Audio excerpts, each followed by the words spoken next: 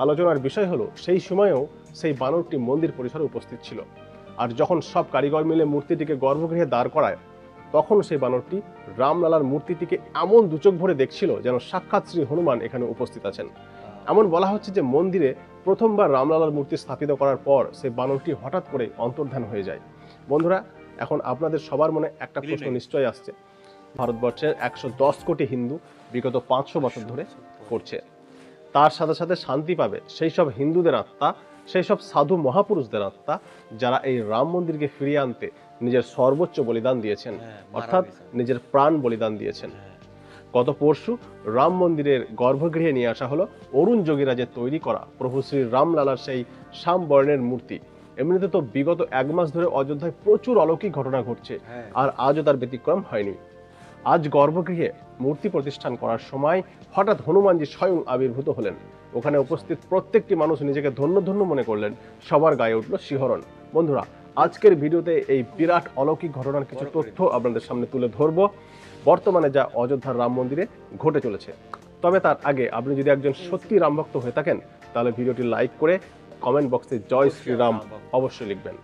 বন্ধুরা, বাল্মীকি রচিত রামায়ণে উল্লেখিত আছে যে যেখানে রামকথা হয় সেখানে যে সবার প্রথমে আসে এবং কথা শেষ হওয়ার পর সবার শেষে চলে যায় তিনি হলেন আমাদের প্রিয় হনুমানজি। আজ 22শে জানুয়ারি এই দেশের সবথেকে বড় এবং গুরুত্বপূর্ণ দিন আসতে চলেছে এবং অসংখ্য কারসেবক এবং রাম ভক্তদের বলিদান আজ আমরা ভব্য মন্দির রূপে দেখতে চলেছি।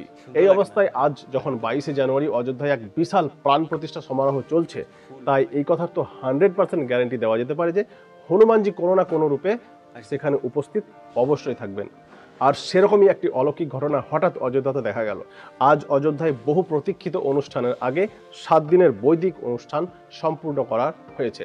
আজ প্রাণ প্রতিষ্ঠার দিন রামভক্তরা ততই উৎসাহিত হয়ে পড়েছেন। প্রায় 500 বছর পর রামলালার গৃহপ্রবেশ হলো। কঠিন সুরক্ষা কবচের মধ্য দিয়ে মূর্তি মন্দির পরিসরে নিয়ে আসা হলো। হনুমান গড়ির সামনে লক্ষ লক্ষ ভক্ত রাস্তার দুপাশে দাঁড়িয়েছিল। বিশাল পুলিশ বাহিনী ও প্রায় 20টি কমান্ডো ভেহিকল মূর্তি বহনকারী ট্রাকের সাথে সাথে চলতে থাকে। সেই সময় উপস্থিত শ্রদ্ধালুরা ইমোশনাল হয়ে পড়ে। যেই মূর্তি মন্দিরে নিয়ে আসা হলো সব মানুষ একসাথে বলে ওঠে, ঘরে ফিরে এলো, প্রভু শ্রী রাম নিজের উঠোনে ফিরে এসেছে। রামের নামে উল্লাসধ্বনি করতে লাগে। মূর্তি গর্ভগৃহে স্থাপনা করার প্রক্রিয়া চলছে। এরই মধ্যে মূর্তিকার অরুণ যোগীরাজ যে 51 ইঞ্চির মূর্তি তৈরি করেছেন তা মন্দির পরিসরের ভিতরে নিয়ে আসা হলো, যার ওজন 150 কেজি থেকে 200 কেজির মধ্যে। রামলালার মূর্তি গর্ভগৃহে তৈরি থাকা আসনের উপর নিয়ে আসা হয়। কারিগররা মূর্তিটিকে আসনের উপর দাঁড় করায়। পুরো প্রক্রিয়া পূর্ণ হতে প্রায় 4 ঘন্টা লেগেছে। কিন্তু এই পুরো প্রক্রিয়া চলাকালীন ঘটে গেল একটি অলৌকিক ঘটনা। আসলে হয়েছে কি, ওয়ার্কশপ থেকে যখন মূর্তি ট্রাকে করে মন্দির পরিসরে নিয়ে আসা হচ্ছিল তখন পুরো রাস্তাতে ট্রাকের সাথে সাথে একটি বানরও চলতে থাকে। যেদিকে যেদিকে ট্রাক চলতে থাকে বানরটিও সেই রাস্তা অনুসরণ করে। রাস্তার দুই পাশে দাঁড়িয়ে থাকা অসংখ্য রামভক্ত এবং শ্রদ্ধালু ওই বানরটিকে সাক্ষাৎ হনুমানজির অবতার মনে করছিলেন। তার সাথে সাথে জয় শ্রীরাম জয় হনুমানের উল্লাসধ্বনি উঠতে থাকে। একটি বিশাল আকার ক্রেনের সাহায্যে রামলালার মূর্তিটিকে মন্দির পরিসরে নামানো হয়। কিন্তু আলোচনার বিষয় হলো সেই সময়েও সেই বানরটি মন্দির পরিসরে উপস্থিত ছিল। আর যখন সব কারিগর মিলে মূর্তিটিকে গর্ভগৃহে দাঁড় করায় তখন সেই বানরটি রামলালার মূর্তিটিকে এমন দুচোখ ভরে দেখছিল যেন সাক্ষাৎ শ্রী হনুমান এখানে উপস্থিত আছেন। এমন বলা হচ্ছে যে মন্দিরে প্রথমবার রামলালার মূর্তি স্থাপিত করার পর সেই বানরটি হঠাৎ করে অন্তর্ধান হয়ে যায়। বন্ধুরা, এখন আপনাদের সবার মনে একটা প্রশ্ন নিশ্চয়ই আসছে যে এখন রাম মন্দিরে গর্ভগৃহে নতুন মূর্তি স্থাপনা করা হলো, তাহলে রামলালার পুরনো মূর্তিটার কি হবে? 1949 সালে যে মূর্তিটি মসজিদের গম্বুজের তলায় আবির্ভাব হয়েছিল, আচার্য সত্যেন্দ্রনাথ দাস বলেছেন নতুন রামলালার তো ভব্য মন্দির তৈরি হয়ে গেছে, কিন্তু 1949-এর এই বাবরি মসজিদের ভিতরে উদীয়মান রামলালার মূর্তিটি বেশি গুরুত্বপূর্ণ।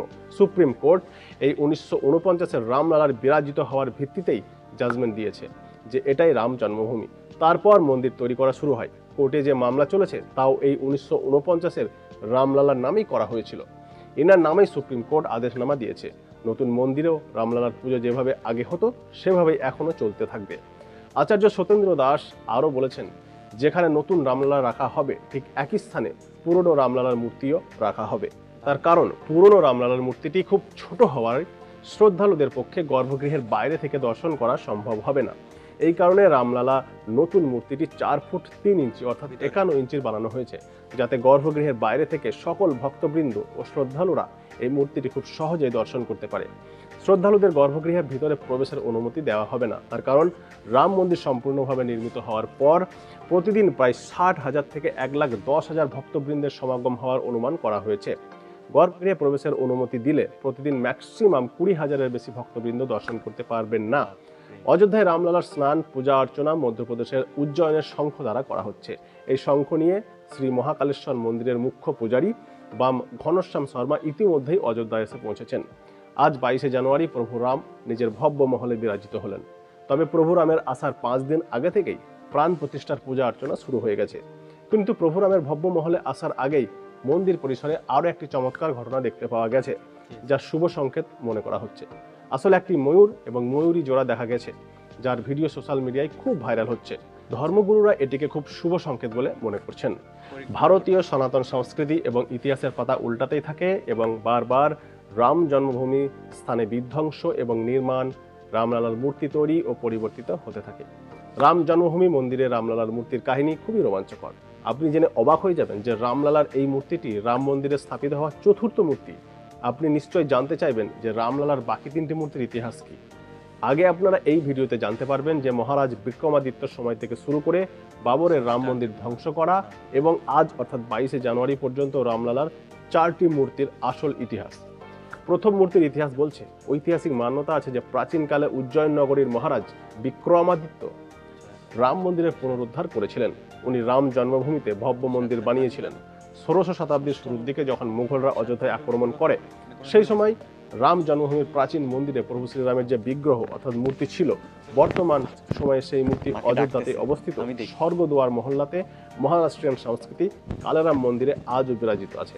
প্রচলিত কথা অনুসারে সেই সময় মন্দিরের তৎকালীন পূজারী রাম মূর্তিটিকে অপমানের হাত থেকে বাঁচানোর জন্য সরয়ু নদীতে প্রবাহিত করে দিয়েছিলেন, যা 200 বছর পর্যন্ত নদীর তলেই সুরক্ষিত ছিল।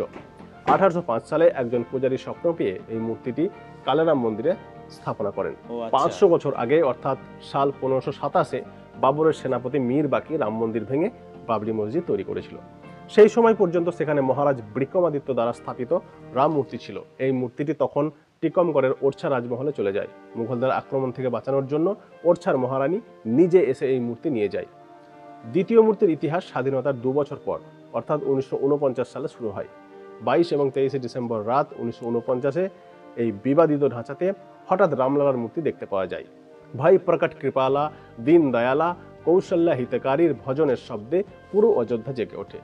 পুরো দেশে এই খবর আগুনের মতো ছড়িয়ে পড়ে। বিবাদিত ঢাঁচাতে রামলালার মূর্তি আবির্ভূত হয়েছে। আশেপাশের অসংখ্য গ্রামে এই খবর ছড়িয়ে পড়ে যে রঘুকুল কুলভূষণ বালক রূপে মন্দিরের গর্ভগৃহে আবির্ভূত হয়েছেন। তৃতীয় মূর্তির ইতিহাস সিনিয়র জার্নালিস্ট হেমন্ত শর্মা নিজের বই যুদ্ধ মে অযোধ্যাতে লিখেছেন, 6 ডিসেম্বর 1992-এ কার সেবা করার জন্য সম্মিলিত হওয়া ভিড় হঠাৎ করে বাবরি মসজিদের উপর আক্রমণ করে এবং মসজিদ ভেঙে গুড়িয়ে দেয়। 4:45 বাজতে বাজতেই মসজিদের বাম দিকের গম্বুজ পড়ে যায়। মাঝের গম্বুজ 4:40 ভেঙে পড়ে। মসজিদ ভেঙে পড়তেই অসংখ্য কার সেবক জায়গাটিকে সমতল বানাতে জুটে পড়ে, যাতে আবার সেখানে রামলালাকে খুব তাড়াতাড়ি স্থাপিত করা যায়। জায়গাটিকে সমতল করার পরে একটি টেন্ট লাগিয়ে অযোধ্যার রাজার বাড়ি থেকে মূর্তি নিয়ে এসে সেখানে স্থাপিত করা হয়। আর রামলালার 4র্থ মূর্তির কাহিনী তো আমরা সবাই জানি। অযোধ্যায় রামলালার ভব্য মন্দির তৈরি হয়েছে। এই মন্দিরে স্থাপিত মূর্তিটি রামলালার ইতিহাসের 4র্থ মূর্তি, যা বালক রূপে প্রতিষ্ঠিত হবেন। প্রভু শ্রীরাম 5 বছরের বালক রূপে তীর ধনুক হাতে নিয়ে দাঁড়িয়ে থাকবেন। এই মূর্তি 51 ইঞ্চি উঁচু হবে। রাম মন্দিরের প্রাণ প্রতিষ্ঠার মূর্তি তৈরি করার জন্য নেপালের শালেগ্রাম থেকে শুরু করে মহীশূর এবং রাজস্থান থেকে পাথর আনা হয়েছে। 3টি মূর্তি তৈরি করা হয়েছে। রামলালার প্রথম মূর্তি বানিয়েছিলেন গণেশ ভট্ট, দ্বিতীয় মূর্তিটি সত্যনারায়ণ পাণ্ডে এবং তৃতীয় মূর্তি অরুণ যোগীরাজ বানিয়েছেন। তার মধ্যে ফাইনাল 2টো মূর্তি স্থাপিত করা হচ্ছে। অরুণ যোগীরাজের তৈরি যে মূর্তিটি গর্ভগৃহে স্থাপিত করা হচ্ছে সেটির নাম দেওয়া হচ্ছে চল বা উৎসব, এবং দ্বিতীয় মূর্তি যেটি মন্দির প্রাঙ্গণে স্থাপিত হচ্ছে সেটিকে অচল মূর্তি নাম দেওয়া হয়েছে। বন্ধুরা, আমরা সবাই খুব ভাগ্যবান এবং পুণ্যবান যে আমরা নিজের চোখে রাম মন্দিরের প্রাণ প্রতিষ্ঠা দেখছি, এবং এই প্রাণ প্রতিষ্ঠার সাথে সাথেই সেই কার সেবক এবং সেই রাম ভক্তদের আত্মারাও শান্তি পাবে, যারা এই রাম মন্দিরের জন্য হাসতে হাসতে নিজের প্রাণ বলিদান করেছেন। আপনারা কমেন্ট বক্সে তাদের জন্য শ্রদ্ধাঞ্জলি অবশ্যই অর্পণ করবেন। আর ভিডিও ভালো লাগলে লাইক শেয়ার অবশ্যই করবেন, এবং সত্যিকারের সনাতনী হলে কমেন্টসে জয় শ্রীরাম অবশ্যই লিখবেন, এবং এই ধরনের আরো ভিডিও দেখতে স্টে টিউনড উইথ আস। তো গাইস, এই ছিল ভিডিও। আমাদের জন্য আশীর্বাদ করবেন আপনারা। তো ভালো থাকেন, নমস্কার।